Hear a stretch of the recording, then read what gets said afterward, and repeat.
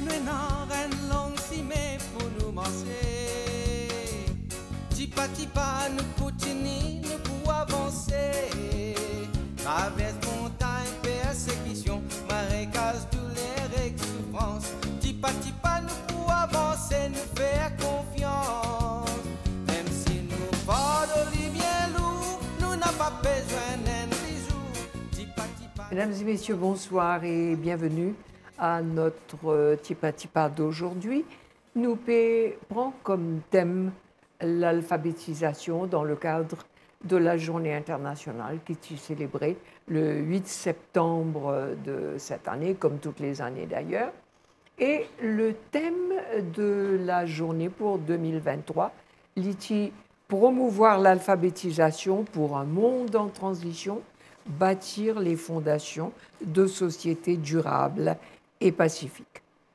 Nous avons un invité pour nous débattre la question aujourd'hui, c'est M. Ogba. M. Ogba est le Chief Technical Officer au ministère de l'Éducation et nous avons Diacre Josian Labonté qui est responsable un programme d'alphabétisation formelle à Caritas.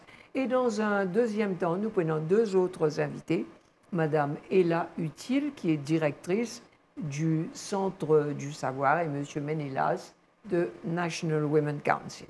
Alors, à nous guetter ce thème qui nous peut aborder aujourd'hui, Monsieur Rico Ogba, promouvoir l'alphabétisation pour un monde en transition et bâtir les fondations de sociétés durables et pacifiques. À quel ministère les positionne dans le cadre de ce thème? Bonsoir à tous et merci d'inviter le ministère de l'Éducation pour participer à cette émission importante-là. D'abord, d'emblée, je crois nous besoin dire que le ministère de l'Éducation considère comme étant au cœur de l'organisation qui a la responsabilité d'assurer un bon niveau d'alphabétisation à tous ceux qui ont l'âge d'être à l'école à Maurice. Et pour nous, dès le pré-primaire, les fondamentales qui nous jettent les jalons, qui nous donnent les bases à uns enfants pour connaître le savoir lire, savoir écrire, savoir compter, savoir calculer, pour permettre subséquemment au niveau supérieur d'éducation, qui sont après le primaire et le secondaire, l'éducation technique et même l'éducation supérieure, et affronter la vie de demain dans un monde moderne et, comme le thème de l'émission et le thème de cette année d'alphabétisation, un monde en transition. Donc, nous, au ministère de l'Éducation, nous considérons comme étant un rôle fondamental, un rôle de base, un rôle public d'un pays pour encourager un enfant qu'on tout un outil, gagne tout un outil qui, pour permettre lui, gagne les bases pour avancer dans la vie. Alors, nous finissons, M. Ogba, dire-nous un petit peu le rôle du ministère et non pas l'ONG qui est dans le programme alphabétisation. Parmi Caritas, depuis très longtemps, nous avons un programme alphabétisation fonctionnelle ou responsable, ce projet-là. Donc, est-ce qu'il est capable de dire-nous un petit peu de quoi il s'agit? Caritas il commence à faire l'alphabétisation depuis plus de 35 ans. C'était surtout à l'époque que les enfants qui étaient échoués 2 fois CPE, tu retrouves carrément dans le chemin ou bien en apprentissage et le petit connu est écrit. Et c'était là la sauce qui a commencé.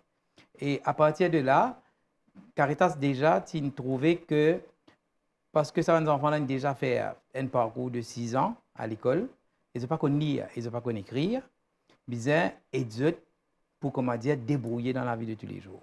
C'est d'où, comme si, l'appellation de l'alphabétisation fonctionnelle, qui vise à aider un humain à débrouiller dans la vie de tous les jours.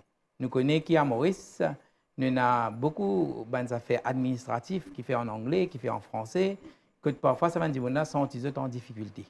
Parce que, au niveau de Caritas, quand nous accompagnons les gens, nous trouvons comme c'est une misère, c'est une pauvreté qui pas connaît pas écrire. D'ailleurs, dans une encyclique du pape Paul VI en 1967, dire que la fin du savoir n'est pas moins déprimant que la fin. Parce que, comme on dit, quand il ne peut pas dire, son ressenti, il paraît comme du monde qui fait. Alors, c'est pour aider ça, là, pour l'empowerment, qui nous trouvait que l'alphabétisation est importante pour qui là progresser dans notre vie. Ce programme-là, en quoi il consistait? Alors, notre action, c'est forme, parce que Caritas, il développe aussi une méthode d'alphabétisation propre ici, avec l'aide du Secours catholique. Nous avons l'occasion, on a un psychopédagogue belge qui aide nous pour, comme si, peaufiner une méthode. Parce que l'idée derrière, c'était aussi comment partage cette méthode-là dans la région. D'ailleurs, nous avons l'occasion de former aussi à Mayotte, un animateur Secours catholique, et que nous travaillons une méthode et nous formons un animateur, et cet animateur-là donne un cours, et en majorité, ce sont des bénévoles qui s'engagent, qui, comme si on a que la lutte contre l'analphabétisme, qui engagent, donnent les temps pour être formés et donnent un cours gratuitement dans un centre. Alors, cette fine causée qui est dans les bases, nous connaissons tout ce que le ministère peut faire. Ou fin dire depuis 35 ans, OAP traite de ce sujet. T'allais nous poutons National Women's Council, nous poutons le Centre du Savoir, mais fait que en 2023, finissant un rapport qui finit sorti, nous avons encore à peu près 15% de la population qui aujourd'hui est analphabète. Comment ça t'explique cette situation-là? Nous, au niveau du ministère de l'Éducation, nous avons un rôle formel d'alphabétisation, selon nos cadres éducatifs. Donc, d'abord, cette année-ci, comme on est au courant, nous pouvons venir en place avec de nouvelles mesures pour encourager une formation de base et, comme on nous dit, un démarrage dans la vie qui permette une durabilité dans ce processus d'alphabétisation.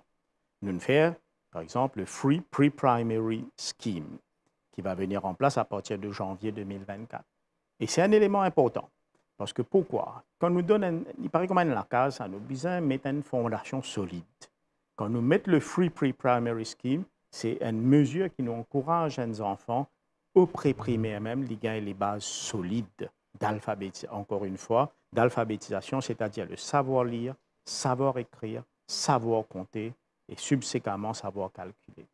Et au niveau primaire également, nous consolidons cette base-là avec tout le mécanisme qui nous met en place pour soutenir les enfants et accompagner les enfants avec nos compréhensions qui, c'est comme la route, pas tout le temps qui a la même vitesse. Et si nous trouvons et nos enfants besoin d'un petit processus de retour vers l'apprentissage, nous avons ce qu'on appelle des support teachers au primaire.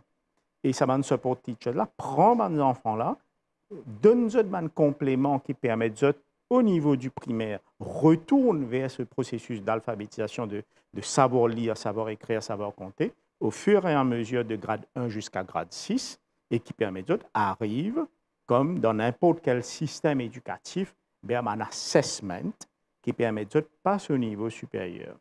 Donc, nous avons un rôle formel d'éduquer un enfant, d'accompagner un enfant et de faire tout pour que cet accompagnement-là soit facilité également dans la vie. Nous avons tous nos l'équipe de soutien avec nous pour faire ça. On mentionne tout à l'heure là les support teachers. Ça, c'est dans le système. Nous avons également pour d'autres personnes qui peut-être ont de difficultés, comme les psychologues éducatifs, les educational psychologists, les educational social workers, les travailleurs sociaux en éducation, qui forment pour aller vers les parents, pour dire aux parents, là, écoutez, à la fin, envoyez vos enfants à l'école, nous mettons tout pour faire vos enfants réussir à l'école facilement, nous donnons les manuels gratuits, au primaire par exemple, au secondaire jusqu'à la grade 9, nous donnons les manuels gratuits également. Donc, une responsabilité publique d'accompagner un enfant, d'encourager un enfant de venir à l'école dans le cadre formel d'un système scolaire. Et mon pensée maintenant, comme Caritas India, depuis 35 ans, j'étais dans ce mécanisme. C'est un mécanisme qui nous considère comme étant complémentaire par rapport à ce qui nous fait à l'éducation. et qu'avec tout ce système qui existait dans un pays, on va dire, comme Maurice, nous avons toutes les mesures en place pour qu'il y ait un enfant, un parent, une famille comprend qu'à la fin, c'est l'éducation, l'alphabétisation qui peut permettre à ces enfants-là d'avancer dans la vie petit à et qui peut permettre à ces enfants-là de venir de l'avant dans un monde en transition et qui nous réussit, emmène ce pays-là vers de nouveaux stages de développement. Ouais. Josiane, au fin M. Ogba, et nous connaît. Et non, pré-primaire, sous-primaire, scolaire, tertiaire, l'éducation, MITD, et non, toute qualité de programme. Mais nous encore, et non du monde en alphabet. Est-ce que, quelque part, pas besoin que chacun de nous prend nous par responsabilité? Ou, au fin de dire, moi, ou tiens dans les enfants, ou fin commence ce projet parce que les enfants pas typés capables de suivre le cursus scolaire, c'est dans l'échec. Comment on qui est une bonne conclusion quand on entend M. Ogba à cause? Enfin, ce que M. Ogba peut dire, c'est que sans tient des efforts qui est un nouveau programme qui peut venir, mais en même temps, il y a quand même un chiffre alarmant qui nous est capable de dire que les gens qui ne pas lire et pas écrire. Nous connaissons que le facteur, ce n'est pas juste l'école, il y a d'autres facteurs aussi qui, comme si, capables de freiner les enfants dans l'apprentissage. Mais en même temps, je pense qu'il y a une affaire fondamentale, moi, mon expérience, qui nous besoin capable d'arriver à faire une différence. À Maurice, nous ne sommes pas encore capables de faire une différence entre l'alphabétisation et l'apprentissage d'une langue. C'est deux choses différentes. Souvent, des fois, c'est comme un manuel scolaire, on trouve des enfants, il y a 5 ans, ils rentrent direct dans l'apprentissage de la langue. L'enfant qui n'a pas encore une certaine maturité, pour être capable de comprendre ce mécanisme de codage et d'encodage, de décodage, comme si il rate un peu de départ. Il rate un peu de départ parce que dès qu'il rentre à l'âge de 5 ans, il rentre direct dans son monde, l'apprentissage de la langue. C'est pour ça que nous, souvent, des fois, nous tendons à dire, il arrive 3e, 4e, il paye la base. Comment on dit, nous développons un programme. Le programme méthode qui nous fait, il est adapté à la fois pour adultes, pour les jeunes, et aujourd'hui, nous pouvons même mettre ça en pratique comme une chose préventive pour les enfants qui ont des difficultés. Donc, nous sommes capables de dire que l'avenir n'est pas aussi sombre et non, un monde en transition, un monde durable, et nous avons un programme qui vient mettre en place. Et d'ailleurs, nous pouvons gagner l'exemple avec 2 autres organisations qui font l'alphabétisation. Monsieur Ogba, merci beaucoup d'être venu aujourd'hui. Merci à Diacre Josiane Labonté. Imagine if you couldn't read life-saving information, such as pandemic precautions. If you couldn't count the change you were given in a shop. Imagine if you couldn't stay informed about a crisis. If you couldn't spot fake news in the media. Or if you couldn't read about alarming issues such as climate change. Today, at least 1 in 7 young people and adults around the world still lack basic literacy and numeracy skills. That's 763 million adults, 2/3 of whom are women. They are spread unevenly across regions, countries and populations. Equipping people with literacy, numeracy and digital skills can make a big difference in their lives and societies. It lays the foundation for further learning. Literacy is also an essential means for increasing environmental awareness, embracing cultural differences and practicing tolerance. It facilitates being an active member of society and contributing to protecting our planet and upholding human rights. Ultimately, it will contribute to more sustainable and peaceful societies. But this is just one side of the story. Development in different areas facilitates the promotion of literacy. More decent work opportunities, improved well-being and health, and lower risk of climate disasters create a better environment in which people can get motivated to be literate and learn, apply and advance literacy and numeracy skills. As a powerful tool for empowerment and transformation, literacy should be promoted as an integral part of this virtuous circle of literacy, sustainable development and peace. D'après une étude qui Mauritius Population qui fait en 2023, il a rapporté qu'il y a à peu près 35 000 messieurs qui parlent lire et non le double. 60 000 madames qui pas connaissent lire, pas connaissent écrire.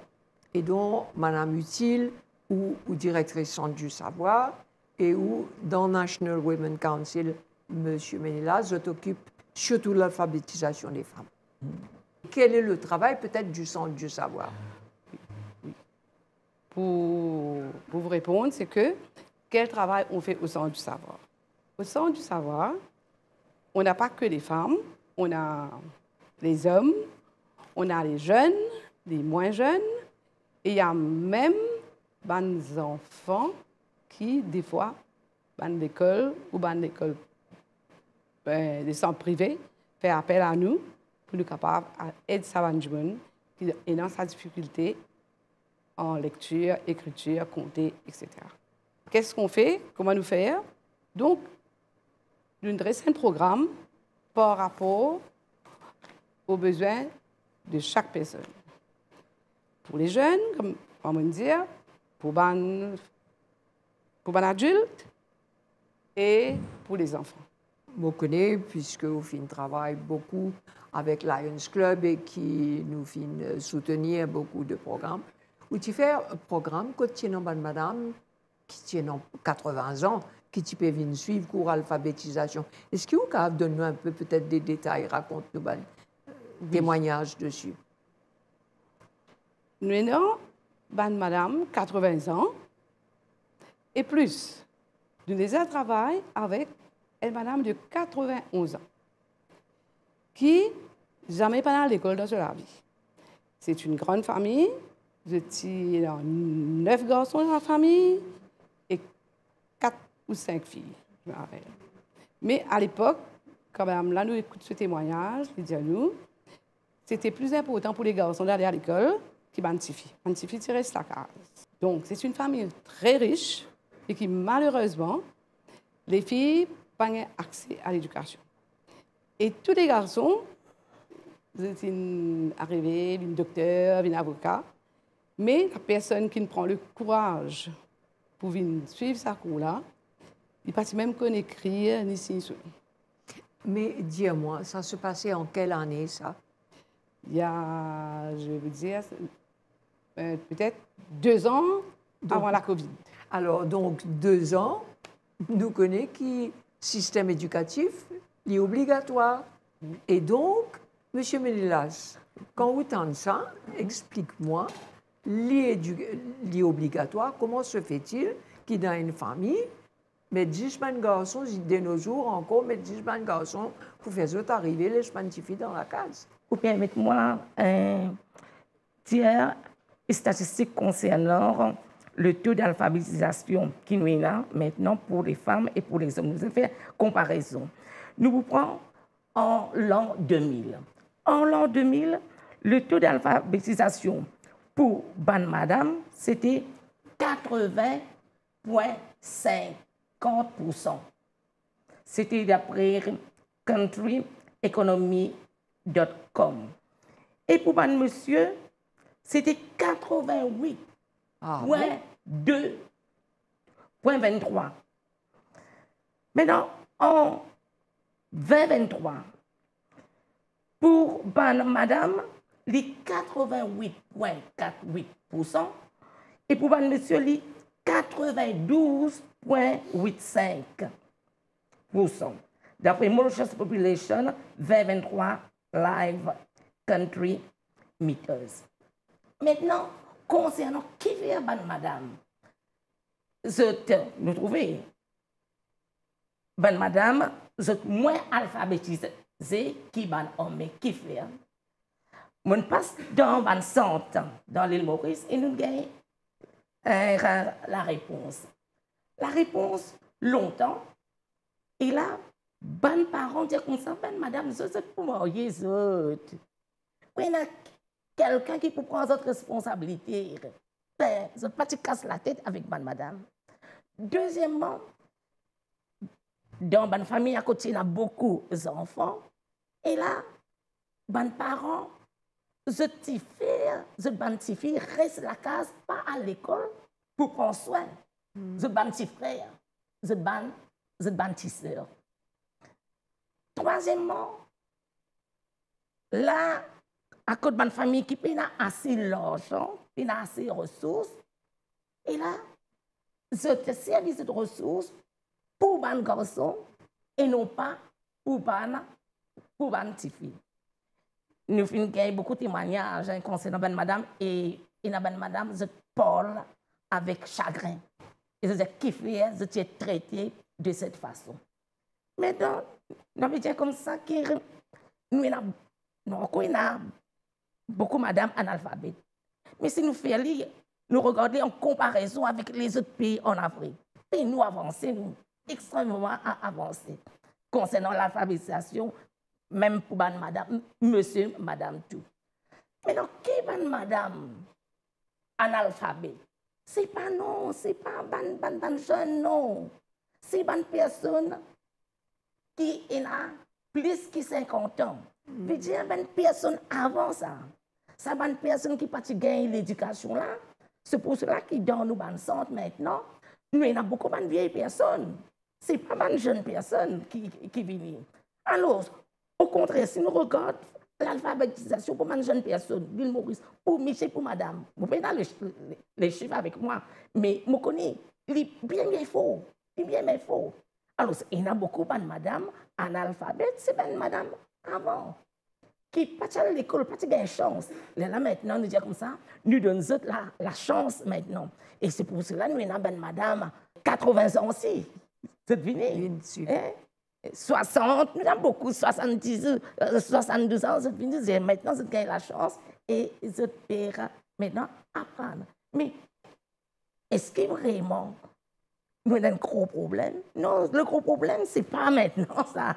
C'était avant. Très bien. Est-ce que vous êtes d'accord avec ça, Mme Utile? Je ne suis pas totalement d'accord parce qu'avec nous, dans les groupes qui nous travaillent aujourd'hui, nous avons un jeune de 17 jusqu'à plus que 80 ans. Ça veut dire qu'il y a beaucoup de jeunes qui sont à l'école, mais qui n'ont pas réussi vraiment à suivre le programme scolaire. Oui. Et il y a quelque chose d'autre. Nous avons des analphabètes et nous avons des illettrés. Donc, ça, ce sont des choses différentes. Explique-nous, bande téléspectateurs, quelle différence vous faites entre analphabète et illettré? Une personne illettrée, c'est une personne qui n'a l'école un petit peu. Il a un petit peu l'école. Même un monsieur qui me dit, moi, je fais ce qu'il faut 3. Et arrivé aujourd'hui, on oublie tout, on dit Simono. Mais une personne analphabète, c'est une personne qui n'est pas dans l'école du tout. Donc, voilà la différence. Mais nous faisons un survey, après pas nous, disons qu'on a fait un survey sur les analphabètes. Est-ce que nous faisons un survey, le bandeau illettré? Et c'est beaucoup plus que les personnes analphabètes. Voilà un petit peu. Mais concernant l'âge des dames, nous, avec nous, nous avons toutes sortes d'âges. Là, on a des jeunes, comment dire, 16 à monter. Et je dis, allez, je vais faire des efforts, mais après, tout est perdu. Lorsque nous retournons concernant l'âge, on peut dire, oui, nous aussi, dans nos bandes centres, il y a des personnes capables de 18 ans, 19 ans, 20 ans, mais nous regardons relativement parlant, nous regardons en comparaison. En comparaison, nous remplissons avec des personnes qui ont plus que 50 ans. Et lorsqu'on regarde les statistiques concernant les jeunes, vous trouvez que les statistiques, ce n'est pas moi qui veux dire, qui nous avons un taux très, très élevé concernant les jeunes d'alphabétisation. Mais toujours est-il, nous disons comme ça qu'il y a 88,48% de madame qui est analphabète, Mais non, ça, c'est une personne qui est alphabète. Hein? Un alphabète veut dire qui pas connaît lire, pas connaît écrire. Veut dire que nous avons à peu près 12% en alphabète. Il y a encore beaucoup. Hein? 12%, loin de millions, c'est beaucoup. Alors, nous avons beaucoup à faire concernant. Et il y a une personne qui dit comme ça. Ben, maintenant, nous pas presque, il y a une personne qui ne connaît pas lire, qui ne connaît pas écrire, mais nous pas tout ça. Parce que ça, 12% là, c'est beaucoup. Nous pouvons prendre encore un peu de temps pour éliminer ça, 12% là. C'est pour cela que nous devons faire beaucoup d'efforts. Alors, justement, cette journée nationale-là, il est là pour conscientiser la population. Et donc, aujourd'hui, nous terminons une note quand même positive. Puisque je dis, moi, il y a une madame, 91 ans, apéro d'apprendre. Donc, il y a encore, même s'il y a beaucoup de chemin à faire, mais comment nous dire, petit pas, nous pouvons avancer. Et donc, il y a beaucoup d'associations comme les autres qui nous remercient et qui essayent de travailler dans un monde en transition, dans un monde durable. Comment Josiane Lamonté dit à nous, et une soif, une faim du savoir, de connaître. Et nous, les enfants, nous connaissons accrochés qu'Internet, nous sommes capables facilement rattraper un petit peu le manque d'éducation. Donc, merci, M. Menelas, merci, Mme Utile, d'avoir apporté votre témoignage aujourd'hui. Merci de votre attention et à dimanche prochain pour un autre Tipa. Ensemble, nous avançons. Livrez-nous une langue si mais pour nous manger. Tipa, nous continuons, nous pouvons avancer. Traverse montagne, persécution,